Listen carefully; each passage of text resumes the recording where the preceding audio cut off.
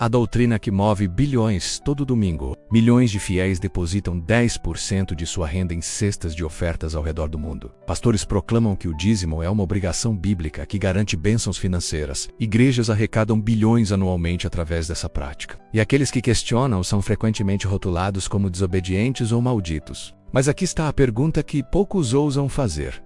Será que o dízimo que conhecemos hoje tem alguma relação com o que a Bíblia realmente ensina?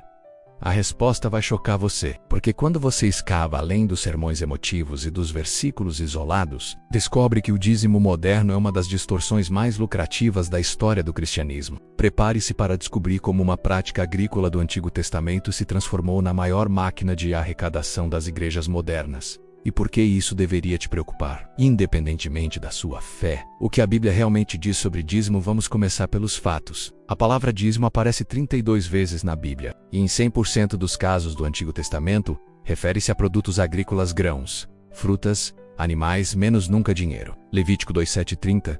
Todo dízimo da terra, seja dos cereais, seja do fruto das árvores, é do Senhor. É coisa sagrada ao Senhor. Deuteronômio 14:23. E perante o Senhor teu Deus, no lugar que escolher para ali fazer habitar o seu nome, comerás os dízimos do teu cereal, do teu vinho e do teu azeite. Note algo crucial. O dízimo não era dinheiro para sustentar pastores milionários, era comida para ser consumida em festivais religiosos pelo próprio dizimista e sua família. Mais chocante ainda, existiam 3 tipos diferentes de dízimo no Antigo Testamento. Dízimo levita, para sustentar os levitas que não tinham herança, dízimo festivo, para celebrações religiosas familiares, dízimo dos pobres, a cada 3 anos, para necessitados, isso mesmo. O povo de Israel dava aproximadamente 23% de sua produção agrícola, não 10% de sua renda. O sistema que ninguém te conta, aqui está o que os pregadores modernos não querem que você saiba. O sistema do dízimo do Antigo Testamento era parte de uma teocracia agrícola completamente diferente do mundo atual. Como funcionava realmente? Os levitas não eram pastores modernos. Era uma tribo inteira que não receberam território quando Israel se estabeleceu na Terra Prometida. Eles viviam espalhados por 48 cidades e tinham funções específicas. Sacerdotes, músicos do templo, porteiros e guardas, professores da lei, juízes locais, açougueiros, rituais. O dízimo não era opcional. Era um imposto religioso em uma teocracia.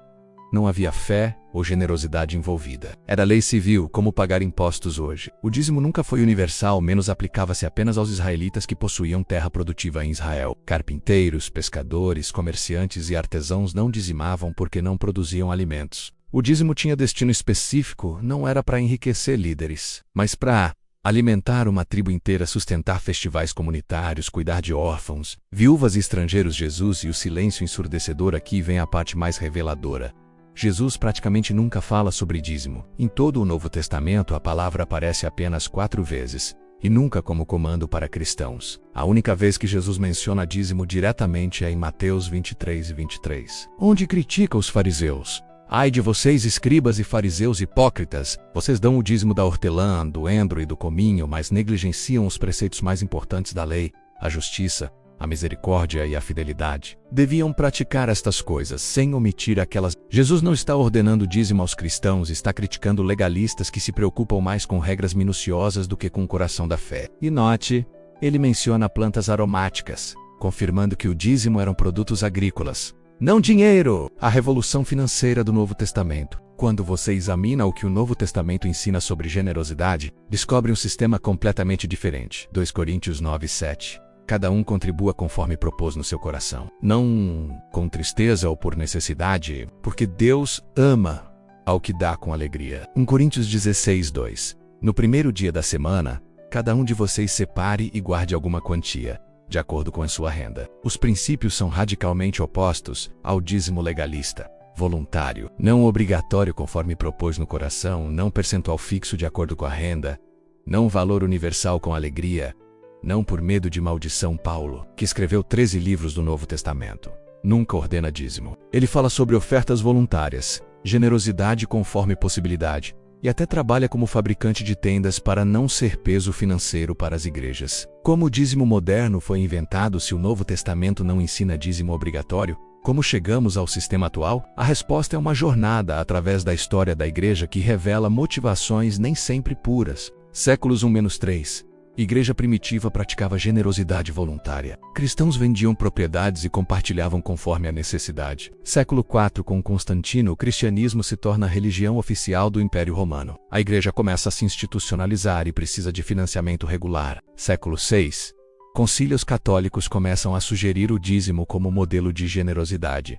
Mas ainda não é obrigatório. Século VIII. Carlos Magno torna o dízimo lei civil no Império Carolíngio. Quem não pagasse era punido pelo Estado. O dízimo deixa de ser questão religiosa e vira imposição legal. Séculos IX-XV, Igreja Católica Romana estabelece o dízimo como doutrina oficial. Quem não pagasse enfrentava excomunhão. O dízimo financia catedrais, guerras santas e o luxo do clero. Século XVI. Reforma protestante inicialmente rejeita o dízimo obrigatório. Lutero, Calvino e outros reformadores enfatizam generosidade voluntária. Séculos XIX-XX. Denominações protestantes, especialmente nos Estados Unidos da América, redescobrem o dízimo como método eficaz de arrecadação. Surge a teologia da prosperidade que vincula dízimo a bênçãos financeiras. Século XXI. Mega-igrejas e televangelichetos transformam o dízimo na maior fonte de arrecadação religiosa da história. A manipulação psicológica moderna. O dízimo moderno não se sustenta apenas na Bíblia. Ele é mantido por técnicas de manipulação psicológica sofisticadas. 1. Maldição de Malaquias. Roubará o homem a Deus? Todavia, vocês me roubam e ainda perguntam: em que te roubamos? Nos dízimos e nas ofertas. Com maldição são amaldiçoados, porque me roubam a mim, sim, toda esta nação. A manipulação. Pastores usam esse versículo para aterrorizar fiéis, sugerindo que quem não dizima está roubando a Deus e será amaldiçoado. A realidade. Malaquias estava falando com sacerdotes corruptos de Israel, que roubavam as ofertas do templo, não com cristãos do século XXI. 2. A prova de Deus. Pregadores dizem: prove a Deus. Dê o dízimo e veja as bênçãos chegarem. A manipulação transforma Deus em uma máquina de vendas. Você paga, ele entrega. A realidade. Deus não é um investimento financeiro. Fé não é transação comercial. 3. Testemunhos seletivos. Igrejas promovem apenas testemunhos de pessoas que prosperaram após dizimar. A manipulação, viés de confirmação só mostram casos que confirmam a teoria. A realidade, milhões dizimam fielmente e continuam pobres. Esses testemunhos nunca são compartilhados. 4. Pressão social. Quem ama a Deus dizima. Cristão de verdade é dizimista fiel. A manipulação, chantagem emocional que questiona a fé de quem não dizima. A realidade, generosidade verdadeira é medida pelo coração, não pelo percentual. Os números que chocarão você. Vamos falar de dinheiro real. Arrecadação global.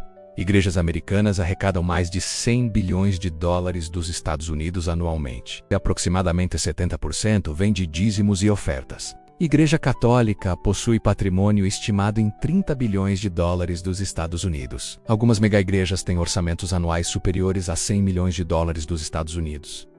Pastores milionários. Kenneth Copeland, patrimônio de 300 milhões de dólares dos Estados Unidos. Joel Osteen, patrimônio de 100 milhões de dólares dos Estados Unidos. Benny Hinn, patrimônio de 60 milhões de dólares dos Estados Unidos. T.D. Dumjacks, patrimônio de 20 milhões de dólares dos Estados Unidos. No Brasil, o Universal do Reino de Deus arrecada mais de 3 bilhões de reais anualmente. A Assembleia de Deus movimenta 2 bilhões de reais por ano. Edir Macedo possui patrimônio superior a 2 bilhões de reais. Rua Soares tem patrimônio de 300 milhões de reais. 10. Pergunta honesta. Isso se parece com o sistema simples de sustento dos levitas que a Bíblia descreve, o senso comum versus a verdade bíblica. O que pregadores modernos dizem? Dízimo é obrigação bíblica para cristãos. Quem não dizima está roubando a Deus. Dízimo garante bênçãos financeiras. 10% da renda bruta deve ir para a igreja. Malaquias 3:10 é promessa para hoje. O que a Bíblia realmente ensina, dízimo, era lei específica para Israel teocrático. Cristãos devem dar voluntariamente com alegria. Bênçãos não são compradas com dinheiro. Generosidade é conforme capacidade individual. Novo Testamento ensina princípios, não percentuais. As consequências devastadoras. A distorção do dízimo tem criado exploração dos pobres. Famílias endividadas que sacrificam necessidades básicas para honrar a Deus. Idosos que passam fome para pagar dízimo. Pais que tiram dinheiro da educação dos filhos por medo de maldição. Pastores milionários. Líderes religiosos vivendo em mansões, viajando em jatos particulares. e acumulando fortunas enquanto membros passam necessidade. Mercantilização da fé, igrejas que funcionam como empresas, com metas de arrecadação, campanhas de marketing e produtos espirituais à venda. Culpa e manipulação.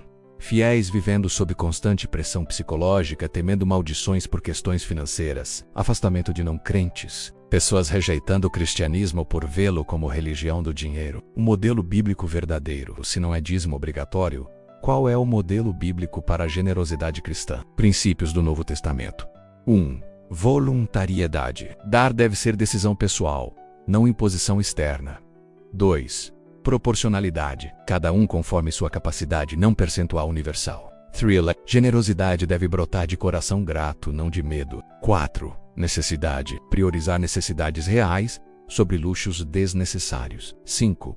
Sacrifício. Generosidade pode exigir sacrifício, mas não pobreza. Aplicação prática. Ore e decida quanto dar conforme sua situação. Considere necessidades da comunidade local. Apoie ministérios que realmente servem aos necessitados. Seja generoso além da igreja. Não deixe que ninguém manipule sua consciência. Para onde vai seu dinheiro? Antes de dar qualquer quantia, pergunte. Transparência financeira. A igreja publica relatórios financeiros detalhados. Os salários dos líderes são conhecidos. Existe prestação de contas regular. Uso dos recursos. Quanto vai para os necessitados realmente? Quanto é gasto em luxos desnecessários? Os projetos beneficiam a comunidade ou apenas a liderança? Coerência com o evangelho. Os líderes vivem de forma coerente com o que pregam? Existe simplicidade ou ostentação? O foco está em servir ou em arrecadar? A alternativa libertadora. Imagine uma igreja onde generosidade é ensinada, não imposta. Líderes vivem modestamente como servos. Recursos são usados para necessitados reais. Ninguém é manipulado ou ameaçado. Deus é adorado por amor, não por medo. Esse não é um sonho impossível. É o modelo do Novo Testamento. E existem comunidades cristãs ao redor do mundo que vivem assim. A pergunta que você deve fazer, depois de tudo isso, a pergunta não é: devo dizimar?